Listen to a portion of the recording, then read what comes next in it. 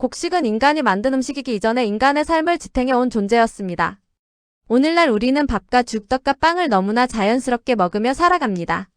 그러나 오래전 사람들에게 곡식은 단순한 먹거리가 아니었습니다. 그것은 생명을 이어주는 힘이었고 하늘이 내린 선물이었으며 때로는 인간과 신을 이어주는 신성한 매개체로 여겨졌습니다. 그래서 세계 여러 나라에는 곡식과 관련된 신화와 전설이 지금까지도 전해지고 있습니다. 일본에는 벼와 관련된 흥미로운 전설이 있습니다. 먼 옛날 한 신관이 산속에서 수행을 하고 있었습니다. 그런데 명상에 집중할 때마다 작은 생쥐 한 마리가 분주하게 오가며 무언가를 나르는 모습이 눈에 들어왔습니다. 처음에는 수행을 방해하는 존재라고 생각했지만 시간이 지나자 신관은 점차 호기심을 느끼게 되었습니다. 저 작은 생쥐가 도대체 어디로 무엇을 옮기고 있는지 궁금해진 것입니다. 신관은 생쥐의 다리에 긴 실을 묶어 몰래 뒤를 따라갔습니다. 그리고 마침내 사람들이 한 번도 발견하지 못했던 장소에 도착하게 되었습니다. 그곳에는 황금빛 야생 벼가 넓게 자라고 있었습니다. 신관은 벼를 사람들에게 가져와 심는 방법을 알려주었고 사람들은 처음으로 쌀을 재배하기 시작했다고 합니다. 이 전설에서 흥미로운 점은 인간이 아니라 작은 생쥐가 문명의 길을 열어주었다는 사실입니다. 일본 사람들은 오래전부터 쌀을 단순한 곡식이 아니라 신이 내린 신성한 곡식으로 여겼습니다. 벼농사는 생계를 위한 노동이 아니라 자연과 신에게 바치는 중요한 행위였던 것입니다. 그래서 작은 생쥐조차 신의 뜻을 전하는 존재로 받아들였습니다. 북유럽에도 곡식과 관련된 신비로운 이야기가 전해집니다. 대지의 여신 힐다는 풍요로운 들판을 지키기 위해 늑대들을 보냈습니다. 그러나 북유럽 신화 속 장난과 속임수의 신인 로키는 늑대들의 눈을 피해 곡식을 훔쳐갔습니다. 독일 북부 유틀란트 지방 사람들은 밤에 들판 주변에서 흔들리는 불빛을 보면 이렇게 말했다고 합니다. 로키가 귀리를 심고 있다. 로키는 혼란과 변화, 장난을 상징하는 존재입니다. 그런데 역설적으로 그는 인간 세계의 풍요를 가져다주는 역할도 합니다. 로키가 훔쳐간 곡식이 결국 인간들의 먹을거리가 되었기 때문입니다. 북유럽 사람들은 곡식이 인간의 노력만으로 자라는 것이 아니라 신들의 움직임과 자연의 신비 속에서 자란다고 믿었습니다. 곡식은 단순한 농작물이 아니라 보이지 않는 세계와 연결된 생명의 상징이었습니다. 수수에는 더욱 독특한 믿음이 담겨 있습니다. 오늘날에도 일부 지역에서는 새해의 수수를 먹으면 부자가 된다는 이야기가 전해집니다. 하지만 원래 수수는 가난한 사람들이 먹던 곡식이었습니다. 그렇다면 왜 수수가 부의 상징이 되었을까요? 그 배경에는 고대 게르만족의 믿음이 있습니다. 게르만족은 폭풍 속을 날아다니는 용이 수수를 먹는다고 생각했습니다. 특히 황금빛으로 익어가는 수수의 색깔은 사람들에게 황금을 떠올리게 했습니다. 그래서 사람들은 용이 황금을 수수로 바꾸어 땅에 뿌린다고 믿었습니다.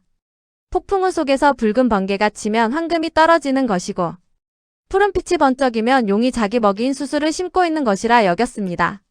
결국 황금과 곡식은 같은 힘에서 태어난 존재로 인식되었던 것입니다.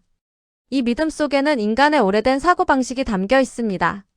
곡식은 생명을 의미하고 생명은 곧 불을 의미합니다. 따라서 곡식은 황금과 같은 가치로 여겨졌습니다. 지금도 사람들이 밥줄이 끊긴다라는 표현을 사용하는 이유. 인간의 삶이 곡식과 깊게 연결되어 있기 때문입니다. 고대인들에게 곡식은 돈보다 먼저 존재했던 생존의 기반이었습니다. 페르시아 지역에서는 용이 또 다른 모습으로 등장합니다. 이곳의 용은 폭풍을 일으키는 존재가 아니라 하늘의 무지개를 펼치는 존재였습니다. 사람들은 용이 무지개를 통해 황금을 땅으로 내려보낸다고 믿었습니다. 그래서 무지개 끝에는 보물이 숨겨져 있다는 이야기가 생겨나게 되었습니다. 우리가 어린 시절 한 번쯤 들어보았던 무지개 끝에는 보물이 있다라는 전설. 역시 이러한 고대 신앙의 흔적이라고 볼 수 있습니다. 고대인들은 자연현상을 단순한 기상 변화로 보지 않았습니다. 하늘의 빛과 비, 번개와 무지개는 모두 신이 보내는 메시지라고 생각했던 것입니다. 참깨에 관한 이야기는 더욱 깊은 의미를 담고 있습니다. 우리는 흔히 알리바바와 40인의 도적에 등장하는 열려라 참깨 라는 주문을 떠올립니다. 하지만 참깨는 단순한 마법의 상징이 아니었습니다. 고대 인도에서는 참깨를 죽음의 신이 만든 곡식이라고 믿었습니다. 힌두교 장례 의식에서는 망자의 영혼이 저 세상으로 무사히 갈 수 있도록 참깨를 사용합니다. 화장이 끝난 뒤 사람들은 재와 함께 참깨를 강물에 뿌렸는데 이는 죽은 자가 참깨를 먹고 긴 저승길을 떠날 힘을 얻는다고 믿었기 때문입니다. 즉 참깨는 살아있는 사람의 음식이면서 동시에 죽은 자의 음식이기도 했습니다. 인간은 참깨를 통해 삶과 죽음이 서로 이어져 있다고 생각했던 것입니다. 그렇다면 인간은 왜 곡식에 이처럼 많은 신화를 담아냈을까요? 그 이유는 매우 단순합니다. 곡식 없이는 살아갈 수 없었기 때문입니다. 곡식은 인간에게 단순한 식량이 아니었습니다. 굶주림을 막아주는 생명의 힘이었고 공동체를 유지하는 기반이었으며 인간과 자연, 인간과 신을 이어주는 연결고리였습니다. 때로는 죽음 이후의 세계까지 이어주는 영혼의 음식으로 여겨지기도 했습니다. 그래서 사람들은 쌀한톨에도 신의 뜻을 담았고 참깨한 알에도 삶과 죽음의 의미를 부여했습니다. 곡식은 단순한 음식이 아니라 인간 문명의 기억이자 오래된 희망과 두려움이 담긴 상징이었습니다. 우리는 매일 아무렇지 않게 밥을 먹으며 살아갑니다.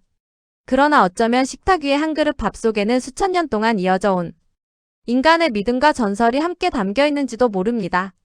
생쥐가 알려준 벼, 폭풍 속 용이 심었다는 수수, 죽은 자의 길을 밝혀주었다고 믿어진 참깨. 곡식은 단순한 먹거리가 아니라 인간이 세상을 이해하려 했던 가장 오래된 이야기였습니다. 감사합니다.